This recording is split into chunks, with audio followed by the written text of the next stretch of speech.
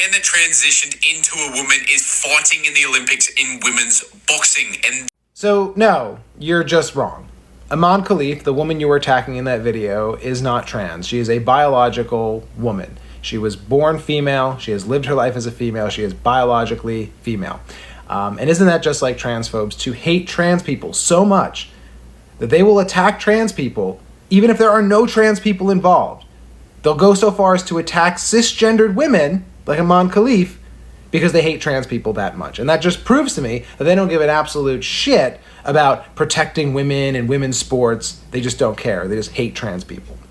And all of this controversy got stirred up because a few years ago, Iman Khalif was disqualified from a boxing match because she tested positive for abnormally high levels of testosterone and failed a gender test where she had a Y chromosome. So, of course, all of the transphobes across Twitter who are well-renowned for their medical expertise and clinical acumen have taken that to mean that she is biologically a man and just pushing this gender ideology and she's a man fighting in women's sports. But allow me, an actual doctor, to explain to you that there are several medical conditions which fall under the umbrella of disorders of sex development, or DSD, where a biological woman can have XY chromosomes and abnormally high levels of testosterone. For example, there's androgen insensitivity syndrome, where someone has XY chromosomes but do not express or express very little receptors on their cells which respond to androgens or testosterone. So as a result, the body produces more testosterone to compensate for that,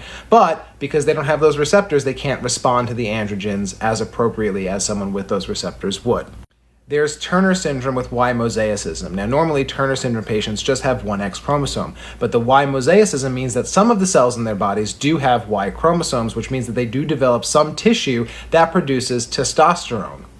There are enzyme deficiencies in the process of steroidogenesis, the process by which your body actually makes testosterone. Those are things like 5-alpha reductase deficiency and 17-alpha hydroxylase deficiency.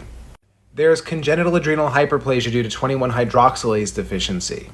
So to synopsize, there are several medical conditions in which a biological woman can have XY chromosomes and elevated levels of testosterone. Not that that's any of your fucking business. Y'all look real foolish right now.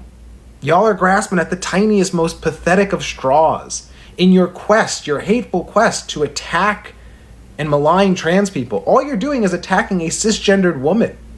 And you're displaying your profound ignorance when it comes to science and medicine and biology.